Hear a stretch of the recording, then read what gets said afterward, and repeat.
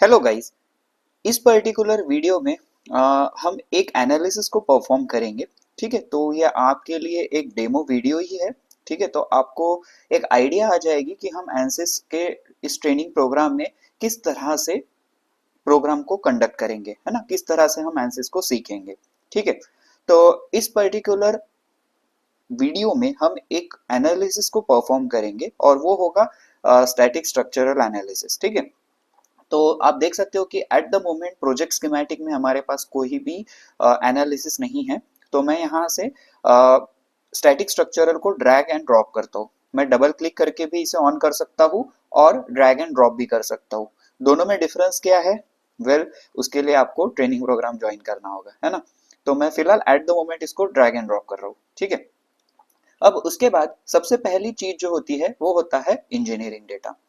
By default एनसिस में, static structural में या फिर इन जनरल एनसिस में, इंजीनियरिंग डेटा में हमारा स्टेनलेस स्टील जो है वो स्ट्रक्चरल स्टील जो है बेसिकली वो बाय डिफॉल्ट यूज होता है ना। तो वही अप्लाई होता है बाय डिफॉल्ट। तो इस पर्टिकुलर ट्रेनिंग प्रोग्राम में मैं उसे चेंज नहीं करूंगा, हमारे एनालिसिस में वही मटेरियल सुटेबल है।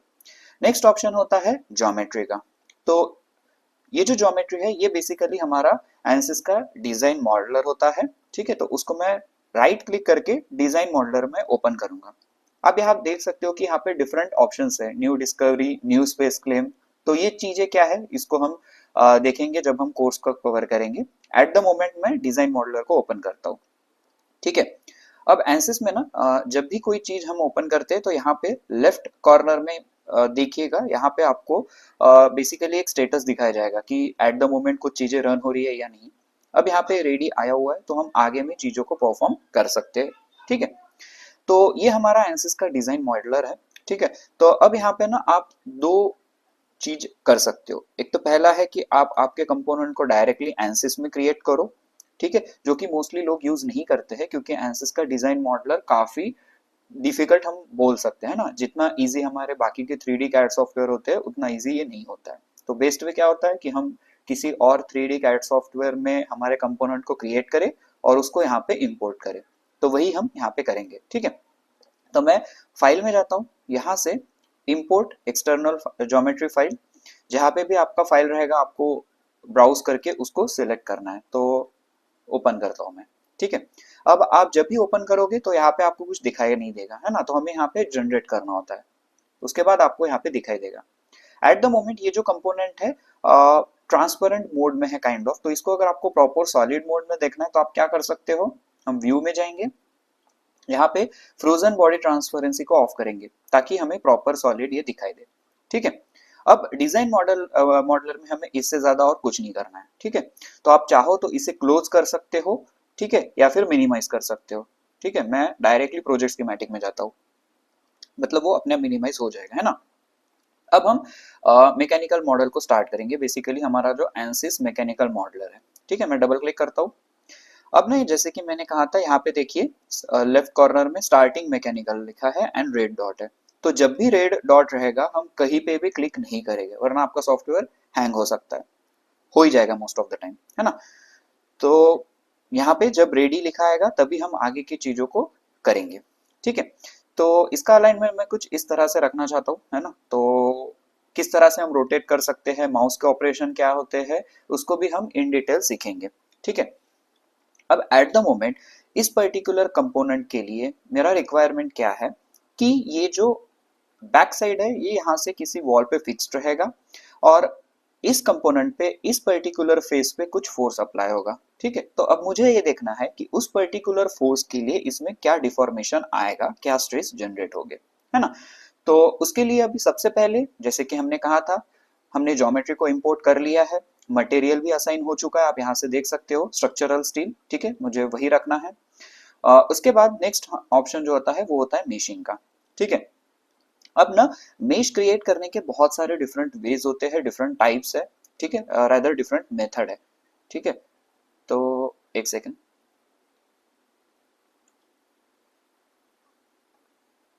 एक सेकंड, यहाँ से ना हम अगर एट द मोमेंट अभी हमारा जो ऑब्जेक्ट है वो हमें दिखाई नहीं दे रहा है तो यहाँ पे जूम के ना डिफरेंट डिफरेंट ऑप्शन होते हैं। ठीक है, zoom in, zoom out, box zoom, box in, zoom to fit option होता है। उससे क्या है कि अगर आपका कंपोनेंट आपके ग्राफिकल एरिया से कहीं बाहर चले जाए तो वो अपने आप यहाँ पे आ जाएगा।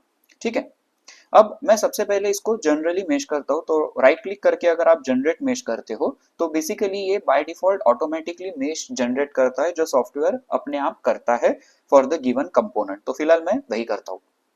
ठीक है, अब आप जब भी मेश करोगे यहाँ पे वो एक पर्टिकुलर टाइम लेगा डिपेंडिंग अपॉन योर कंपोनेंट। आपका कंपोनेंट का शेप क्या है, साइज क्या है, कितना ज्यादा कॉम्प्लेक्स है, उसके डिपेंडेंट एक पर्टिकुलर टाइम लगेगा मेशिंग में। एट द मोमेंट ये एक जनरल मेश है, ठीक है, जो कि ये सॉफ्टवेयर ने बाय डिफॉल्ट करके दिया हुआ है। लेकिन क्या ये सही मेश है? वेल, वो हम हमारे जो कोर्स रहेगा वहां पे हम डिस्कस करेंगे कि इससे बेटर और हम किस तरह से मेश कर सकते हैं। ठीक है, यहाँ पे मेश पे अगर मैं क्लिक करता हूँ तो हमारा डिटेल्स ऑफ मेश आएगा। ठीक है, यहाँ पे भी हमारे पास डिफरेंट ऑप्शन है मेश को करने के लिए। अगर यहाँ से मैं sizing at the moment course है, तो अगर लेट से मैं यहाँ पे इसको फाइन कर देता हूँ। ठीक है, उसके बाद फाइन करने के बाद हमें फिर से मेश को जनरेट करना पड़ेगा। तो आप यहाँ से मेश टैब में यहाँ पे हमारे पास अपडेट और जनरेट का ऑप्शन होता है, या फिर हम राइट क्लिक करके भी अपडेट कर सकते हैं। तो लेट से मैं यहाँ से अपडेट करता हूँ। ठीक है, ठीक है, देखिए यहाँ पे अब अपडेट हो रहा है। अब क्योंकि मैंने मेश को फाइन किया है, ठीक है, तो थोड़ा ज्यादा टाइम लगेगा, लेकिन अपडेट हो चुका है। अब इसके अलावा अगर हमें यहाँ पे ये जो सेटिंग्स थी ये ग्लोबल सेटिंग थी। अब ग्लोबल सेटिंग क्या होती है, लोकल सेटिंग क्या होती है, उसको भी हम इन डिटेल सीखेंगे। इंसर्ट में जाके और भी हमारे पास डिफरेंट ऑप्शंस है इस पर्टिकुलर एलिमेंट कंपोनेंट को मेश करने के लिए। ठीक है, तो वो हम हमारे कोर्स में डिटेल में देखेंगे, क्योंकि उसके लिए टाइम भी लगेगा, है ना। जब आप डिटेल या फिर फाइन मेशिंग करते हो, प्रॉपर प्रिसाइज मेशिंग करते हो, तो कंप्यूटेशनल पावर ज्यादा लगता है, कंप्यूटेशनल टाइम ज्यादा लगता है। ठीक है, नाउ लेट्स मूव फॉरवर्ड। तो अब हम स्टैटिक स्ट्रक्चरल में यहाँ पे हमारा जो है इसको बाउंड्री कंडीशंस अप्लाई करेंगे। तो जैसे कि मैंने कहा था, पहला हमारा कंडीशन क्या रहेगा कि इस पर्टिकुलर बैक फेस को हमें फिक्स्ड करना है। तो उसके लिए आप क्या कर सकते हो, राइट क्लिक, इंसर्ट, यहाँ से आपके पास डिफरेंट ऑप्शंस है। ठीक है, बाउंड्री कंडीशंस अप्लाई करने के लिए अगर आप होम में जाते हो तो यहाँ से आप ना यूनिट्स को पहले सेट कर लेना। ठीक है, तो मैं केजी न्यूटन को सिलेक्ट करता हूँ, ताकि हमारा जो भी रहेगा बाउंड्री कंडीशंस वो हम में या फिर रेदर न्यूटन में अप्लाई कर सके। ठीक है, अगर आप डिस्प्ले में जाते हो तो यहाँ पे आपको डिफरेंट ऑप्शंस दिखेंगे, जिसकी फिलहाल एट द मोमेंट हमें नीड नहीं है। तो मैं होम में ही रहता हूँ, और यहाँ से राइट क्लिक करके इंसर्ट जा सकते हो, या फिर आप डायरेक्टली यहाँ से राइट क्लिक करके भी इंसर्ट कर सकते हो ग्राफिकल एरिया में राइट क्लिक करके। ठीक है, तो मैं यहाँ से फिलहाल फिक्स सपोर्ट को सिलेक्ट करता हूँ, और अब हमें फेस को सिलेक्ट करना है। तो उसके लिए यहाँ पे हमारे पास फिल्टर्स दिए हुए हैं। ठीक है, यहाँ पे हमारे पास फेस फिल्टर है, मैं इसको सिलेक्ट करता हूँ और इस फेस को सिलेक्ट करता हूँ, है ना। और देन हमें यहाँ से अप्लाई करना है। अब आप देख सकते हो हमारा जो फिक्स सपोर्ट है वो अप्लाई हो चुका है, और यहाँ पे वो उसका मेंशन भी है कि हमने एक बाउंड्री कंडीशन अप्लाई की है। ठीक है, अब नेक्स्ट चीज मुझे क्या करना है, इस पर्टिकुलर टॉप फेस पे बेसिकली फोर्स को अप्लाई करना है। ठीक है, अगेन हम यहाँ से राइट क्लिक कर सकते हैं, या फिर डायरेक्टली इंसर्ट, राइट क्लिक, और अब मैं फोर्स को सिलेक्ट करता हूँ। ठीक है, अब फोर्स को अप्लाई करने के लिए भी आपको देखना पड़ेगा कि आपको किस पर्टिकुलर पोजीशन पे फोर्स को अप्लाई करना है, लोकेशन पे, है ना। आप एज को सिलेक्ट कर सकते हो, या फिर फेस को भी सिलेक्ट कर सकते हो। अब मेरा रिक्वायरमेंट है कि मुझे इस पर्टिकुलर फेस पे अप्लाई करना है, तो इसलिए मैं इस फेस को सिलेक्ट करता हूँ। ठीक है, ये फेस सिलेक्ट हो चुका है, जो कि हमें ग्रीन कलर से शो हो रहा है। अब मैं अप्लाई करता हूँ। अब हमें पता है कि जब भी हम फोर्स अप्लाई करते हैं, फोर्स एक वेक्टर क्वांटिटी है ना। मीनिंग हमें उसका मैग्नीट्यूड भी प्रोवाइड करना पड़ता है, और उसका डायरेक्शन भी प्रोवाइड करना पड़ता है। ठीक है, अब यहाँ से हम डायरेक्शन को किस बेसिस पे सिलेक्ट कर सकते हैं, उसके लिए भी हमारे पास दो मेथड होते हैं। एक तो हम डायरेक्टली वेक्टर के थ्रू दे सकते हैं, या फिर कंपोनेंट्स के थ्रू दे सकते हैं। ठीक है, तो हम देखेंगे हमारे कोर्स में कि किस तरह से हो सकता है। एट द मोमेंट मैं वेक्टर को ही सिलेक्ट करता हूँ, सबसे पहले मैग्नीट्यूड। तो अब इस पर्टिकुलर एग्जाम्पल के लिए मैं मैग्नीट्यूड को जो है सिलेक्ट करता हूँ, लेट से 1000 न्यूटन। ठीक है, हम सिलेक्ट करके देखेंगे कि क्या डिफरेंस आता है, मतलब बाउंड्री कंडीशन 1000 न्यूटन दिया है मैंने। उसके बाद हमें डायरेक्शन को सिलेक्ट करना है। एट द मोमेंट ये जो डायरेक्शन है ये अपवर्ड डायरेक्शन शो कर रहा है, मुझे चाहिए डाउनवर्ड डायरेक्शन में। ठीक है, तो यहाँ से एक सेकेंड, डायरेक्शन यहाँ से चेंज नहीं हो पा रहा है, तो एट द मोमेंट मैं इसको क्लिक अप्लाई करता हूँ। अगर मैं चाहता हूँ एक सेकंड, यहाँ से ये हो जाना चाहिए था डबल क्लिक करके, बट कोई नहीं। तो एट द मोमेंट ये जो डायरेक्शन है वो अपवर्ड डायरेक्शन में है। अगर अपवर्ड डायरेक्शन के साथ ही मुझे मैग्नीट्यूड को देना है लेकिन वो डाउनवर्ड डायरेक्शन में अप्लाई होना चाहिए, तो मैं यहाँ से मुझे -1000 देना पड़ेगा। ठीक है, अगर मैं यहाँ से -1000 करता हूँ, ठीक है, तो अब आप देख सकते हो ये निगेटिव डायरेक्शन में अप्लाई हो जाएगा, जो कि हमारी रिक्वायरमेंट है। ठीक है, उसके बाद हमारा फोर्स जो है वो अप्लाई हो चुका है, हम यहाँ से देख सकते हैं। फाइन, तो यहाँ से आप देख सकते हो टिक मार्क आ चुका है फिक्स सपोर्ट में भी और फोर्स में भी। ठीक है, तो अब मैं यहाँ पे फिलहाल इसको सॉल्व कर देता हूँ।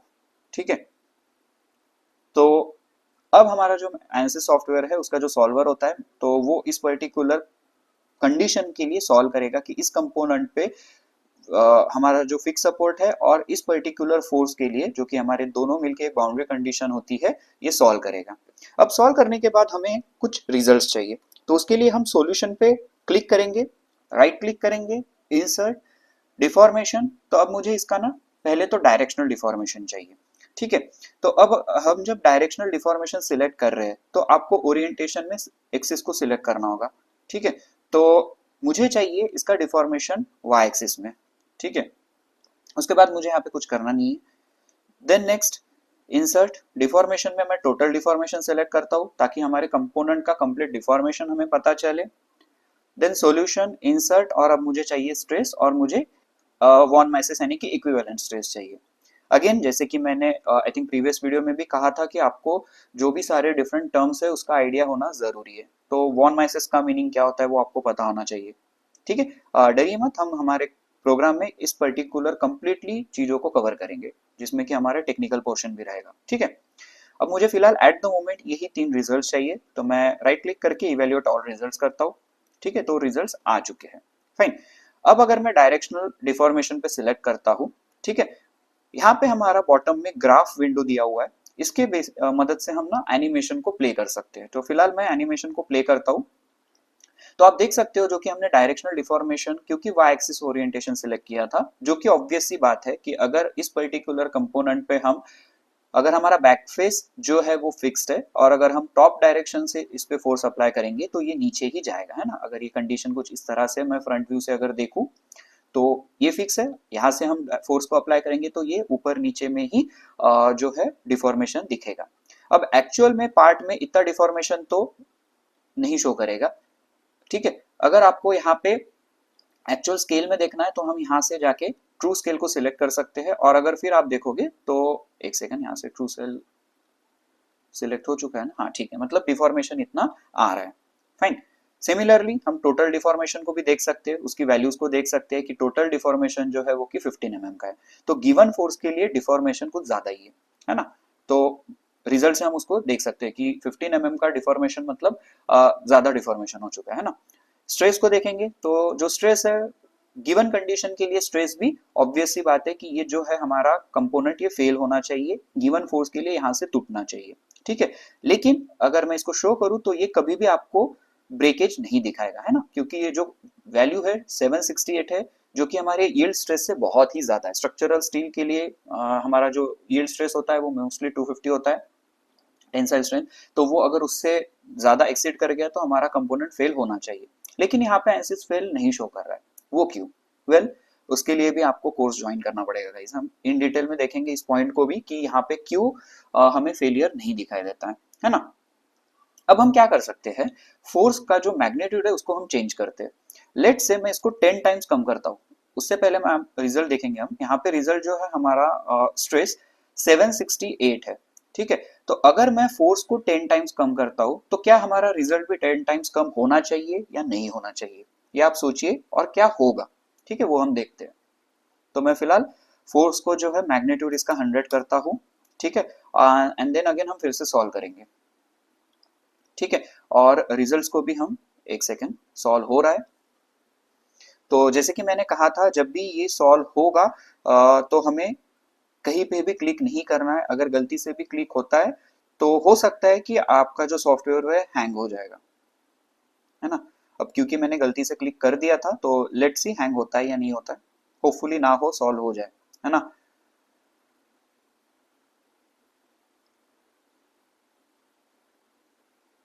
अच्छा, जब तक ये प्रोसेस होता है मैं एक काम करता हूँ, प्रोजेक्ट स्कीमेटिक को ओपन करता हूँ। ठीक है। अब प्रोजेक्ट स्कीमेटिक के बारे में हम एक चीज देख लेते हैं कि यहाँ से आपको ना डिफरेंट ऑप्शंस यहाँ पे रहते हैं। तो आप जब भी आपका जो कोई भी आप एनालिसिस परफॉर्म कर रहे हो, वो एनालिसिस परफॉर्म होने के बाद आप मेक श्योर कीजिए कि जो प्रोजेक्ट स्कीमेटिक है यहाँ पे सारे टिक मार्क्स हो। अगर कहीं पे क्वेश्चन मार्क है या फिर कहीं पे कुछ एरर्स है, तो आपको उस पर्टिकुलर सेल में जो भी आपका होगा, शायद वो डिजाइन मॉडलर हो या फिर मैकेनिकल मॉडलर हो, वहां पे आपको उसे क्लिक करके जो भी आपका एरर या फिर इशू रहेगा उसको आपको सॉल्व करना पड़ेगा। ठीक है, तो उस चीज को याद रखिएगा। ठीक है, अब मैं वापस से मैकेनिकल को ओपन करता हूँ, लेट्स सी कि हमारा रिजल्ट आया है या नहीं आया। ठीक है, तो जैसे कि मैंने कहा था लास्ट टाइम हमारा रिजल्ट था 768। मैंने फोर्स को 10 टाइम्स कम कर दिया था, 1000 न्यूटन से 100 न्यूटन किया है। तो आप देख सकते हो कि रिजल्ट भी 10 टाइम्स कम हो चुका है, 768 से 76.8 हो चुका है। अब इस पर्टिकुलर गिवन कंडीशन के लिए ये कंपोनेंट जो है हमारा कंप्लीटली सेफ रहेगा, है ना, ये कंपोनेंट फेल नहीं होगा। तो ये एक एडवांटेज होता है एंसिस का। ठीक है, आप डिफरेंट बाउंड्री कंडीशंस के लिए देख सकते हो कि किस पर्टिकुलर बाउंड्री कंडीशन के लिए हमारा कंपोनेंट फेल होगा। तो अब इसका फायदा क्या है, ऑब्वियस सी बात है, हमारा कॉस्ट बचेगा, टाइम बचेगा, हमारे प्रोटोटाइप्स बचेंगे। ठीक है, तो उसके लिए हम एंसिस सॉफ्टवेयर का यूज बहुत ज्यादा करते हैं। ठीक है, तो जब हम हमारा ट्रेनिंग प्रोग्राम देखेंगे तो हम इसी तरह से इन डिटेल काफी चीजों को सीखेंगे। तो आप प्लीज गिवन नंबर पे कांटेक्ट करके अपनी एडमिशंस को फाइनल कर लीजिए। Thank you.